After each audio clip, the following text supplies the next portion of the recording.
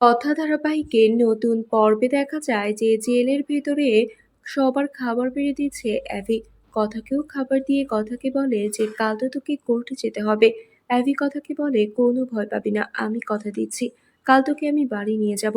ওদিকে চিত্রা ফোন করে মিস্টার বিশ্বাসের কাছে বলে কাল কথা কোর্টে উঠবে, এই ফাঁকে তুমি কুইকটা বেঁচে দেওয়ার ব্যবস্থা করবে। তারপর মিস্টার বিশ্বাস চিত্রাকে বলে হ্যাঁ আমি আজই লোক দেখছি এটাকে পাচার করার জন্য।